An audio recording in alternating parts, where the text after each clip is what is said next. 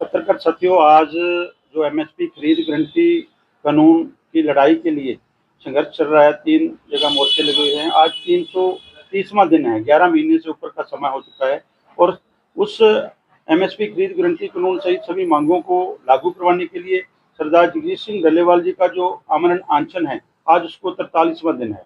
तो आज जो रात बीती है, उस रात को एक बार फिर उनकी सेहत बहुत गंभीर हो गई थी। उनका बीपी जो 45 और 65 हो गया था।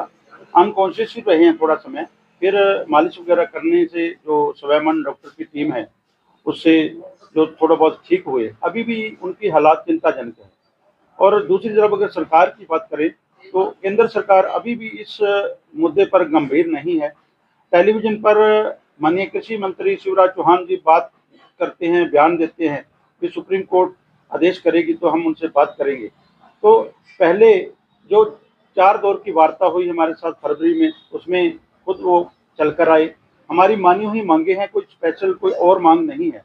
तो आपके चैनल के माध्यम से एक तो हम सरकार को चेतावनी देते हैं भी आप कहीं इस चीज का इंतजार ना कर रहे हो कि डल्लेवाल जी की मृत्यु होती है तो आंदोलन समाप्त हो जाएगा। ये डल्लेवाल जी ने क्लियर कर दिया।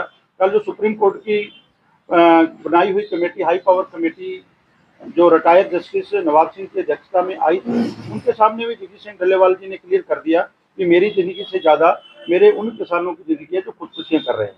तो इसलिए अब दोबारा से जो फिर हम सरकार को कहना चाहते हैं कि अभी भी समय है।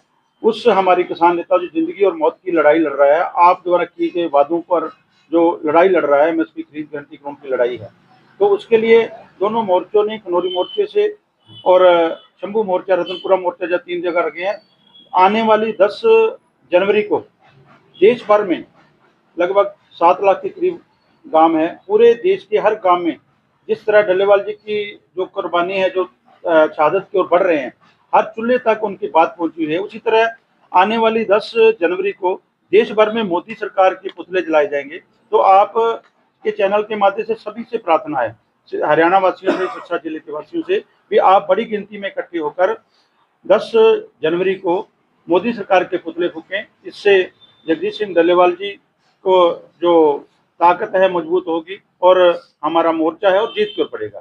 तो अब इस जो सिरसा की बात करें, हरियाणा की बात करें, जो 4 जनवरी को महापंचायत हुई थी, उसमें बड़ी गिनती में हरियाणा से भी लोग पहुंचे हैं, पूरे देश भर से लाखों लोग पहुंचे हैं। तो एक ऐतिहासिक इकट्ठा जो कि आपके कैमरों में भी शायद पूरा कैद नहीं हो पाया होगा, कई किलोमीटर तक जो किसान, मजदूर और आम पहुंचे थे, उस सभी का धन्यवाद। तो आने वाले समय में भी जब भी कोई कॉल आती है, आप उस कॉल के ऊपर पहरा दें और ज्यादा से ज्यादा गिनती में, दिन रात वहां पर आंदोलन चल रहा है, दिन रात पहरे चल रहे हैं, तो बड़ी संख्या में वहां पहुंचने का काम करें। देखिए, बीजेपी को अपने गिरेबान में झांकना चाहिए। जब उन्होंने सरकार आने से पहले वादे किए, एमएसपी खरीद गारंटी कानून की बात करते हैं, तो बीजेपी उस बात से जाने के बजाय पंजाब को कभी किसी को कह रही है। पंजाब तो उनके जो है अंडर चलता है, पंजाब उनके जो जैसे जैसे छड़ी पंजाब की घुमाते हैं वैसे जाते हैं। 30 दिनों तक कोई नहीं आया। 29 तारीख को जो भगवंत मान ट्वीट करते हैं, 30 को उनका कैबिनेट आता है, जब सुप्रीम कोर्ट एक्सेप्ट करता है। उससे पहले पंजाब सरकार ने भी हमारे आंदोलन को जो ध्यान नहीं दिया, शुभकर्ण शहीद हुआ, एफआईआर तक नहीं कटेगी। पंजाब से भगवंत मान सरकार और बीजेपी एक ही है, एक ही होकर किसानों को दबाना चाहती है। लेकिन किसान अब उस मांग पर अडिग है, एमएसपी खरीद गारंटी कानून तक जारी रहेगा। डल्लेवाल जी ने क्लियर कर दिया है कि मेरी दोनों तरफ जीत है, मेरी शहादत होती है तो आंदोलन जिंदा रहेगा। अगला साथी जो दूसरा सुखजीत सिंह हरदो झंडे वो बैठेगा। अगर जीत होती है तो भी जीत है, नहीं मेरी शहादत होती है तो भी आंदोलन जारी रहेगा, आंदोलन जीत तक जारी रहेगा।